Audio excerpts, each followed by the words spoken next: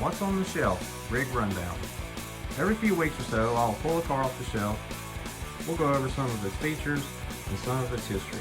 Each one of these cars has its own story to tell, so stay tuned for more videos.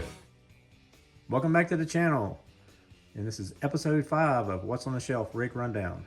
And this week, an RC10 dirt oval car. This car is a recreation of the car that I ran in 1988.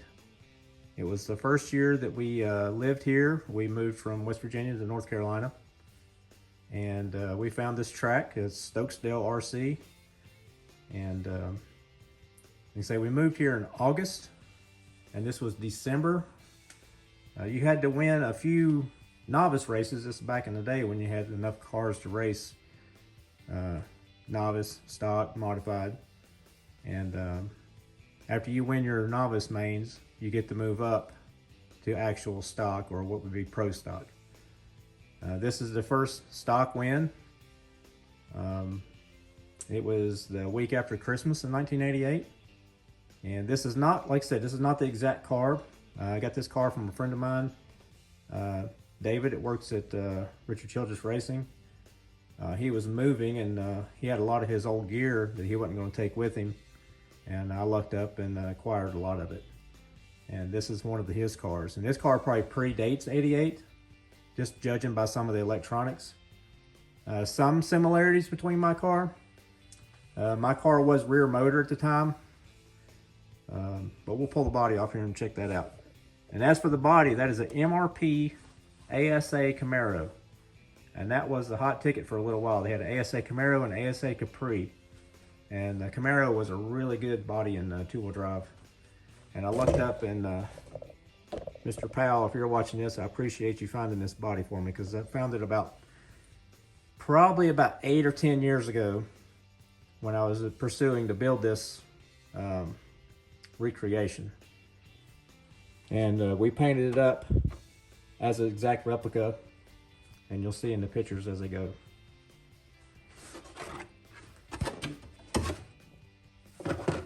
As for the chassis, like I said, back then, there was no dedicated two-wheel drive car in it. Everybody got really creative with their setups.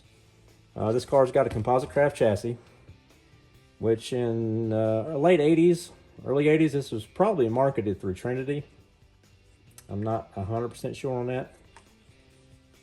We run Andes bumpers. They were oval conversion, basically. You put these bumpers on and you could fit your stock car bodies or your wedge bodies. This is a McAllister lowering kit. You chop your stock shock tower down, because your shock tower has your upper camber links still. And you just use that for that. And then your stock body post mount from your buggy, this center shock mount would mount. And then it come with these little chunks here that would fit where your original shock would go. And a better shot of that if you hadn't seen a McAllister lowering kit. And it would lay your shocks down, bring the car down. It really didn't lower it a lot, but it would give you more, I guess it changed the geometry more than anything. And in the rear, you took your shock tower off altogether, and it gave you these two nylon triangles that were your shock relocators. And then you would run short shocks. You'd run the front shocks on the rear, because a normal buggy, has the like 3 or 4 inch tall shocks.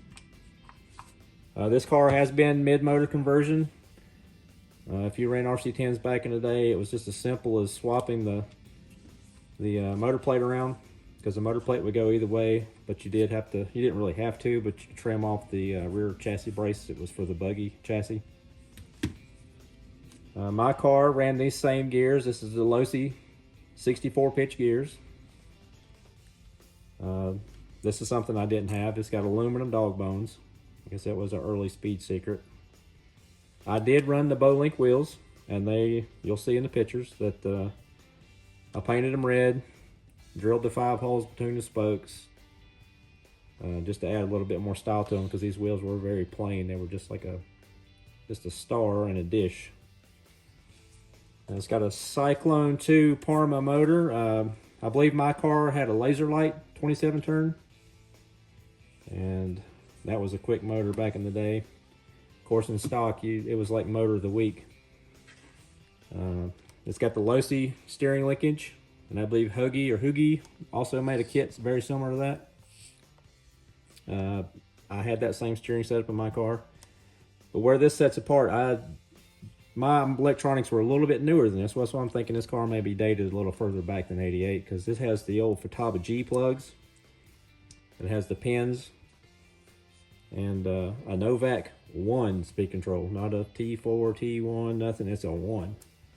I ran a Novak T4, and I did run these first rendition of the Dean's plugs, the 3 and 1. These things were a little tricky to solder up because the pins are so small, and if you didn't get them lined up just right, it'd bend. And who knows how efficient they were with just small pins, but they were better than the plugs of the time, as far as we were running like the Tamiya plugs or the factory associated plugs. This car's got a KO servo. My car probably had a S148, just a standard Futaba. And that is it pretty much for the car. And he modified the chassis. This was not an oval chassis. This was an off-road chassis, and he just moved the batteries to the left. My car actually had the aluminum pan, and we just trimmed it down and still had the battery as far left as we could get it for racing dirt oval. And here is the trophy. Still have it. Stokesdale, first place. And no, I'm not living in the past, but I like to hang on to things. That was a very cool day. Something proud to bring home to Mom. Got a few pictures. I'm just going to show you. I'm not going to try to upload them. Here we are lining up for the main. And this track was very unique. It was banked, but not really banked. And all these walls, inside and outside, was brushed concrete. So it was hard on some bodies. Watching the Dominators, the modified Dominators running around this track was crazy. The center section of the track, they had a pulling course. I believe Jack Wright from RC Model Cars back in the day, he was heading up a lot of that crawling, or not crawling, but actual tractor pulling and truck pulling. Here we are lined up on the makeshift driver stand, and it really wasn't a driver stand. This building just had a walkway around it. I'm not sure what it was previously, but it was just a walkway around it, and they built this track in the center. They did lay this center section concrete like a sidewalk, and all four corners were like a pit space. They were literally a pit. They had a little hobby shop over here, and then the Fast Guys had a little room back here where they pitted. And here we are. There's me and my dad.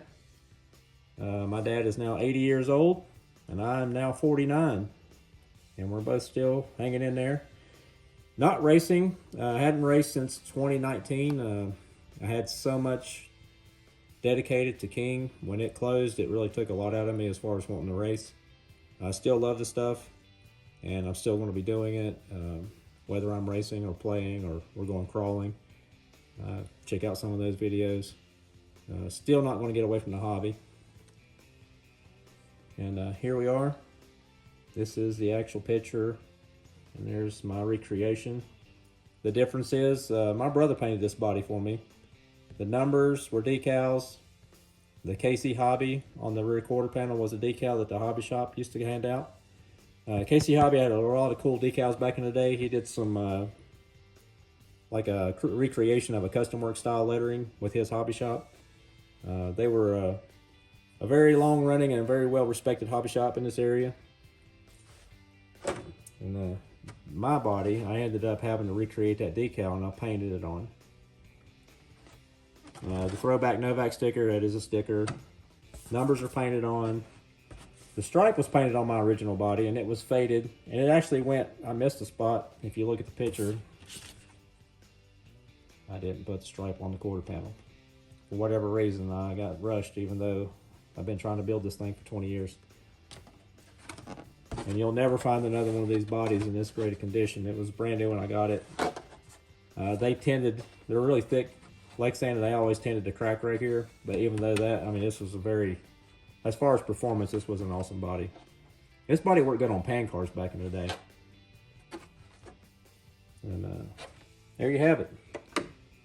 Rig rundown number 5, RC10 Dirt Oval, first win, A main, Stokesdale RC, KC Hobby. And go check out some of our paint videos and some of our crawling videos. If you watched the crawling video last week, you'll see where this happened. And we went down to our local hobby shop and picked up a new stock axle. We didn't go upgrading. And there's the chassis right there. Did a quick repair on it, and it's ready to go again. But stay tuned for the next rig rundown. It'll be in 2 weeks. Sunday's video may be mini trucks. So we're going to the mini truck show this weekend in Rockingham, May 20th, 2023. Spring Slam. So stay tuned for pictures of that, or come on down and check us out. Thanks.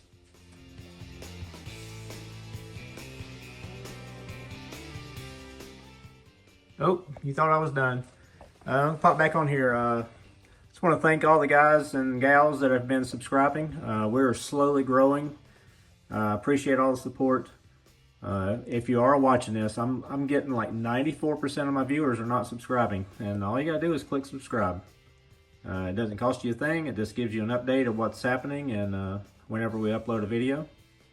And like I said, we're gonna try to post a video twice a week if possible.